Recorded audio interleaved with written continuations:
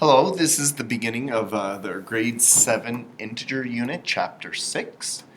So, first, what we should start with is the definition of an integer. An integer is any positive or negative number that does not include a decimal. So, for example, these are integers.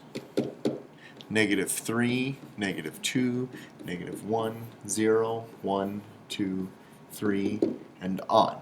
What would not be an integer would be 6.2 or -7.4. Those are not integers because they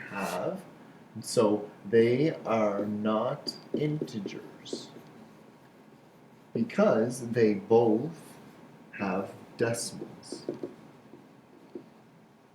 Okay. So first off, in the first question, we got 5 students in Denise's class in Lethbridge, and they have birthdays in January. They wondered whose birthday was on the coldest day recorded. So we have this number line. So if I plot this number line, I'm going to start in the middle at 0, and I'm going to go -1, -2, -3, -4, -5, -6, and -7.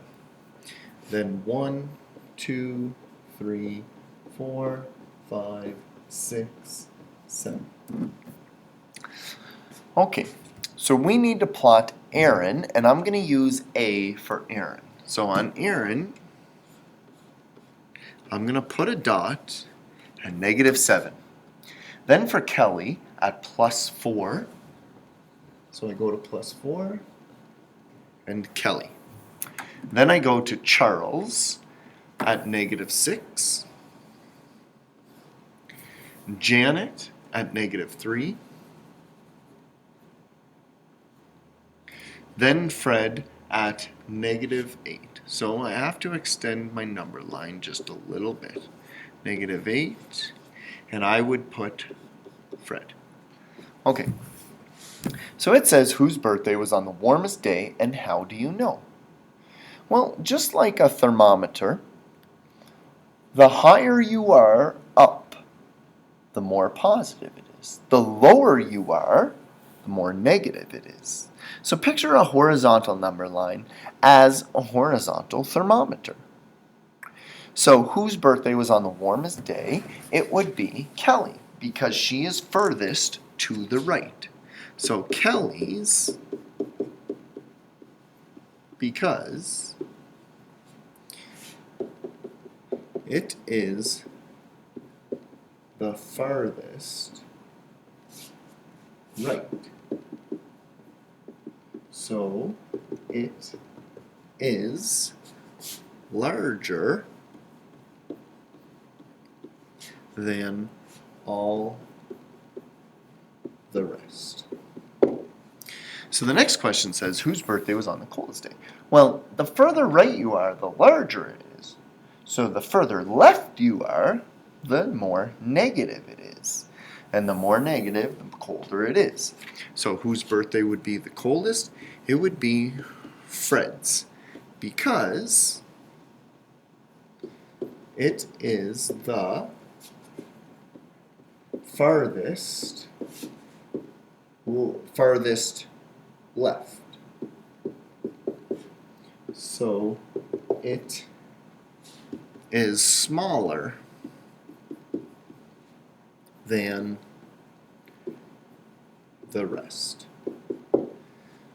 Okay, so that's just an introduction into integers, what they are and how they apply on a number line. So let's see how much of your previous knowledge you can use to apply to these statements to decide if you agree or disagree. So, in question number 1, it says, when you add two numbers, the sum is always greater than either number. Well, this is false, and I'll tell you why. If you owe $3 and you add another $3 to how much you're owing, you would owe $6 in total. So here we are, the sum, we have a sum, adding two numbers, and -6 is smaller than either number. So this contradicts this statement, therefore it is false. The next example, I have a thermostat that says 20 degrees Celsius, and then on this thermostat it says -20 degrees Celsius. So the statement says it is 40 degrees warmer inside than outside. So if we plotted this on a number line, 0, -20 would be here, and +20 would be here. So in order to get from one to the other, I would add 20, and then add 20 for a total of 40 degrees Celsius. So this statement is true because it actually is 40 degrees warmer inside than on the outside. And then statement number 3, the integer -4 is halfway between -9 and 1. Well, let's start at 1. We have 1, then we would have 0, -1, -2, -3, -4, -5, -6, -7, -8, and -9. So it is saying that 4 is in the middle. Well, if it's 4 in the middle, it should have the same number of numbers on either side of that. So 1, 2, 3, 4, 5. 1, 2, 3, 4, 5. There's 5 on the left and 5 on the right, so clearly it is halfway between. So this statement is also true. And on bottom, this is the textbook definition of integers.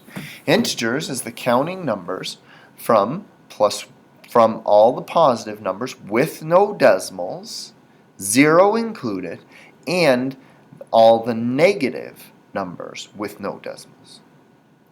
Hopefully you enjoyed this introduction into integers. We are about to get started into adding and subtracting them.